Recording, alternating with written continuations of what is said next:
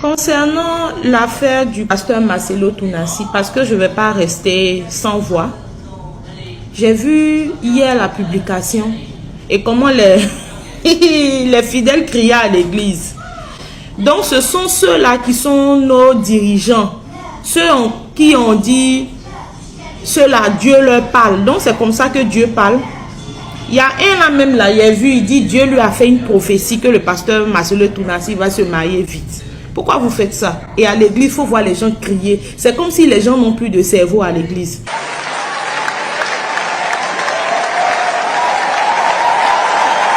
Mais moi, les veufs de l'église ne sont pas venus me visiter. Parce qu'il n'y a pas un département. Pourquoi? Parce qu'on pense les hommes sont forts. C'est faux, on est plus faible que vous. Remarquez quand un homme, sa femme meurt, il se remarie vite. Une année, 2 ans, 3 ans, 4 ans, d'autres même 6 mois, d'autres 3 mois. Ngana ebinante.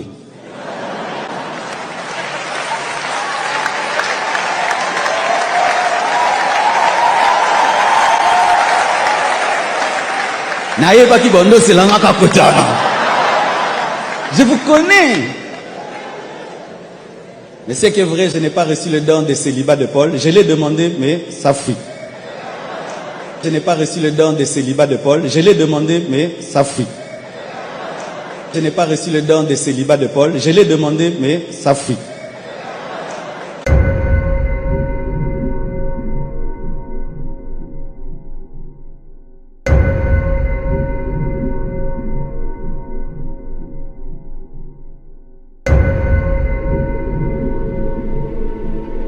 Je n'ai pas reçu le don de célibat de Paul. Je l'ai demandé, mais ça fuit. On continue, on continue. Les gens de polémique, vous avez pris déjà. Faites-en ce que vous voulez. Et à l'église, il faut voir les gens crier. C'est comme si les gens n'ont plus de cerveau à l'église. Une fois qu'on rentre à l'église, on ne réfléchit plus. C'est comme si le pasteur, il cause directement avec Dieu. Pourtant, lui-même, il est perdu. Chers chrétiens de toutes les églises, vous êtes en train de vous perdre. Et vous allez mal le regretter. Parce que vous êtes en train de faire les suiveurs sans réfléchir. C'est comme des moutons qu'on envoie pour aller à l'abattoir. Vous ne réfléchissez plus dans les églises. Je comprends pourquoi quand vous venez sous les postes des gens, là, vous commencez à insulter. Parce qu'on vous apprend dans vos églises comment détester les gens. Quelqu'un qui a perdu sa femme, ça fait même pas encore 2 mois. Il est en train de dire qu'il n'a pas fait vœu de célibat. Et vous l'encouragez dans ça. Parce que pour vous, là, il cause directement avec Dieu. Maintenant, vous les femmes, il y a certaines femmes qui sont dedans, elles vont dire, ah, au moins, peut-être que ça sera la chance de ma vie. Parce que de la manière dont il a vu, il s'est occupé de sa femme, là. C'est que moi aussi, il fera pareil pour vous. Vous ne faites pas attention, là. Vous allez voir ce qui va arriver à l'une des femmes qui va oser rester à côté dans la place de cette femme-là. Parce que n'oubliez pas que cette femme-là, elle a bâti sa maison. Et aujourd'hui, son mari est en train de mettre son visage à terre. Même pas 1 an. C'est-à-dire qu'il ne peut pas se réserver même. Et puis il dit, les lois des chrétiens, 5 ans c'est trop. Donc il peut, celui qui a crié sa femme ici, crié sa femme là-bas, aujourd'hui là, il n'est pas prêt à rester même 1 an.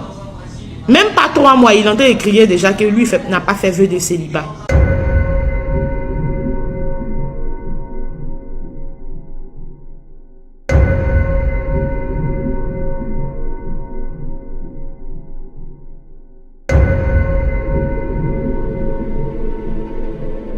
Continuez à suivre sans toutefois réfléchir. Vous allez voir vos vies se détériorer comme ça, de jour en jour. Vous qui aimez suivre les gens, comme si vous étiez des personnes qu'on envoie à l'abattoir.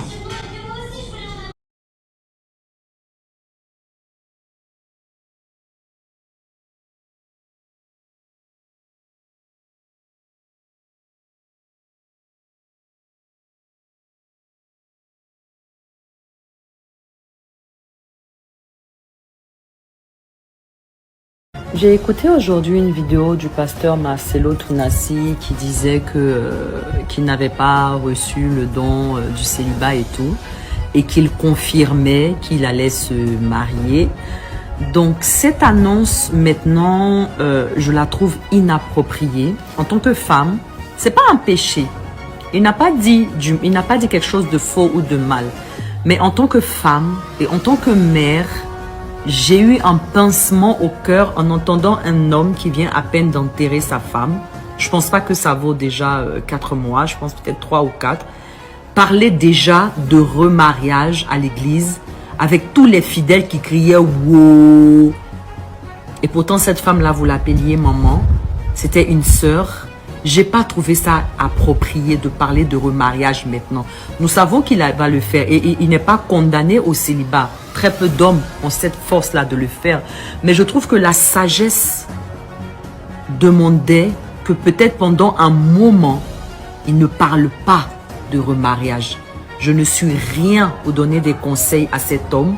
Je suis juste une épouse et une maman à qui les propos ont vraiment choqué. Et je pense que je ne suis pas la seule qui a été choquée par une telle affirmation. Nous savons qu'il va se marier. Il n'est pas condamné à mort parce que sa femme est morte. Mais il y a une base de respect pour toutes ces années que cette femme t'a donné et ces enfants qu'elle t'a donné. Il y a un minimum, je trouve, et surtout que c'est une personnalité publique, c'est un exemple pour beaucoup d'hommes. Je ne pense pas que c'était adéquat de le faire maintenant. Et imaginez-vous que ce soit lui qui était parti avant sa femme. Imaginez-vous Maman Blanche prendre le micro pour dire comme ça que après 3 mois ou 4 mois pour dire que moi je n'ai pas reçu le don du célibat, je vais me remarier très bien. Je la vois tellement mal en train de le faire que j'ai été choquée du fait de le voir lui en train de parler de remariage maintenant. Ce n'est pas un péché, mais moi en tant que femme, en tant que maman, j'ai été touchée. Et j'ai compris qu'une femme ne doit pas sacrifier sa vie pour un homme. Et j'ai compris qu'une femme ne doit pas sacrifier sa vie pour un homme. Et j'ai compris qu'une femme ne doit pas sacrifier sa vie pour un homme.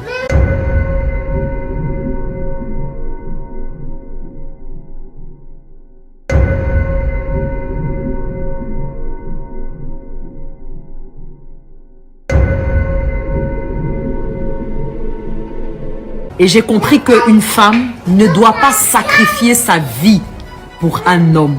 Ça m'a consolidé dans le fait qu'une femme ne doit pas sacrifier son existence, ne doit pas sacrifier sa vie. Oui, nous servons Dieu, nous donnons nos vies à nos maris, nous servons nos enfants, nous les faisons grandir.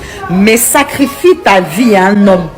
Il ne va même pas porter un vêtement noir pendant 1 an pour dire que non, je fais le veuvage, je laisse le temps à mes enfants.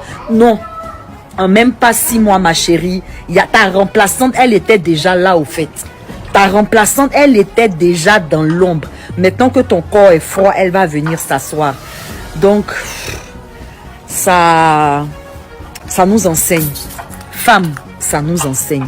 Ok, vivons pour notre foyer, vivons pour nos enfants, vivons pour nos époux, mais n'oublions pas notre propre destinée. N'oublions pas notre propre parcours. Parce que quand on va t'enterrer, ton mari va te remplacer en même pas 6 mois. Et c'est pas un péché. Et c'est comme ça, la vie, elle continue. Donc quand vous vivez pour les gens, sachez que quand vous allez partir là, ils ne vont pas vivre pour vous. Et c'est pas ce qu'il y a à faire au fait.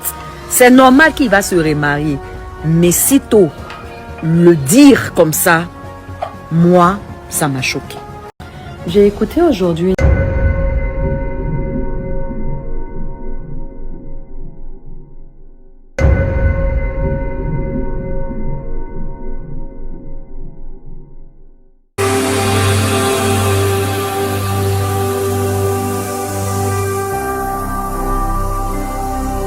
Jésus-Christ TV,